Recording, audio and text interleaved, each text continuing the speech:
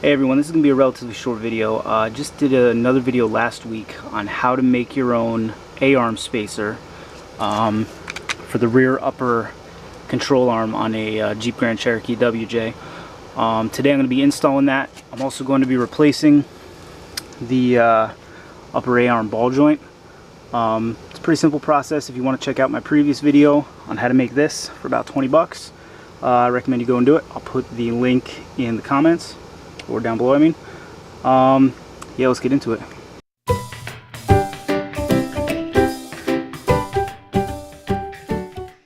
Alright, before you do anything, get your vehicle up on jack stands. You don't need it crazy. The tires can even be touching the ground. You just want the body supported a little bit. That's to take the weight off the upper control arm for later when it's not connected. So just lift it up so the tires are about 4 inches off the ground. Put your jack stands in, let it all come back down. And I like to leave the jack under the pumpkin because you're going to use that later to guide everything in. Alright, good deal. Alright, so the first thing you're going to do is get under your Jeep. Got your A-arm right up there, as you can see. And we're going to be pulling off that ball joint, which you have to excuse my bad videographer skills. Pretty tight under here. You see that right there, sandwiched between the red piece and the rust brown piece? That's your ball joint plate. We're going to be removing the nut from the top of that first, hammering the ball joint off of this A-arm, and then removing that plate and replacing the ball joint. There's no good way to set up the tripod down here, so I'm going to have to show you in bits and pieces. Alright, on top of your A-arm, right there is that's the 22mm nut you're gonna have to break loose. They can be really stubborn. That one looks like it's rusted on, so I'm expecting a fight. For point of view, it's up there on top of your A-arm, right up there. That's what it looks like from back a little bit, help it make a little more sense. Alright, I'm gonna break that loose and then I'll bring you guys back in. Alright, we got that nut off the top. I was wrong, it wasn't 22, it's a 21mm. Your next step, and there are a lot of ways you can do this. Some people take off these side mounts and that plate and then go and bang this ball joint off on a bench. If I run into a problem, that's how I'm going to do it. But for now, I'm going to try to get behind it with like a long pry bar on the back and see if I can't just bang this off. Since I don't need to replace my, my side mounts here, I'd rather not bother taking it out of the vehicle. But if I run into a problem trying to pound it off, that's another way to do it. And if you saw in my last video, that's how I removed one. I had it in a vise and I banged it out with a 2.5 pound hammer. So I'm going to work on that. Once I get to that point, I'll bring you all back in.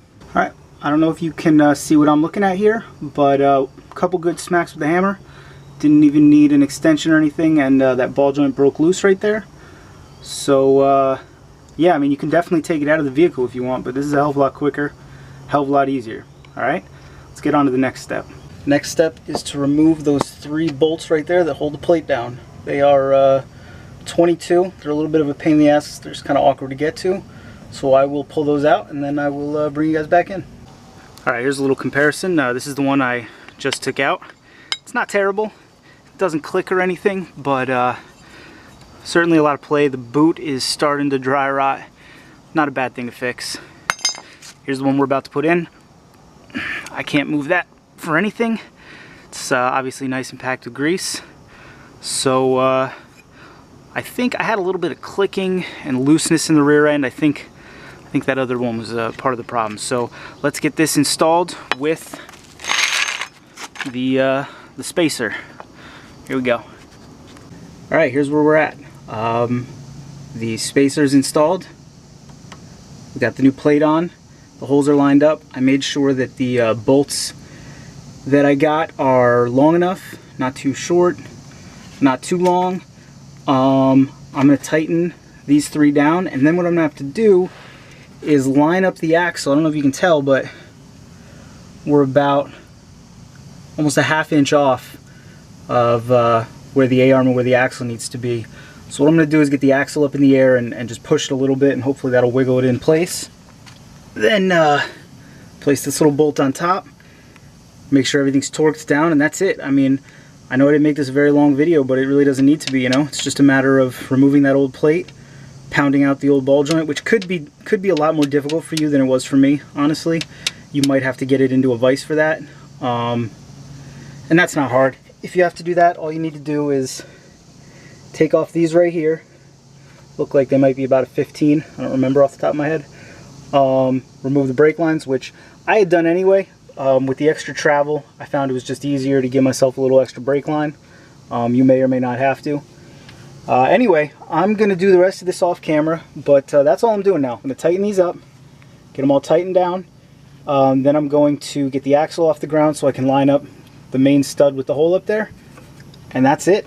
That's all there is to it. Put this nut on the top, torque it all down, and take it out and see if it handles better. Alright? I'll let you see it when it's done. Alright, let's get this thing wrapped up. Thanks for bearing with me. I realize this video was a little more fragmented than I would have liked it to be. It was kind of hard to film under there. Should have had a buddy with me. Buddy system, maybe next time. Alright, so just to recap, here's what we did.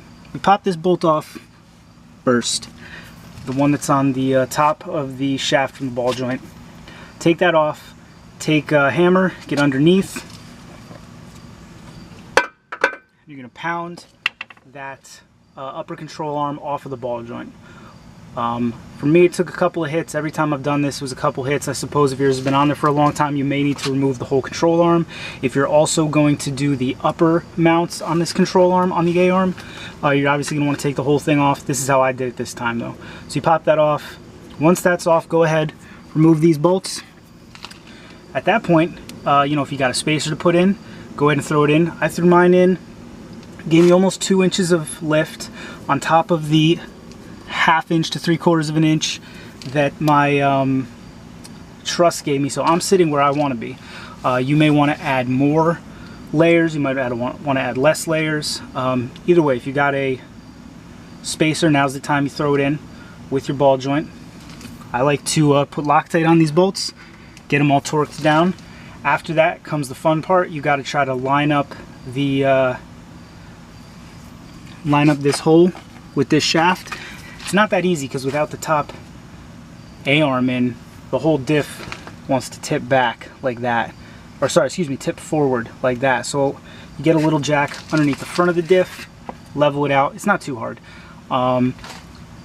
That's about it. Once you got the hole on, throw that top bolt on. I could try to get an impact in there to really crank it down. I couldn't find a torque spec on that. I'm sure it's out there. It's probably 90, 120, I don't know. Look it up. I gave it 2 full grunts.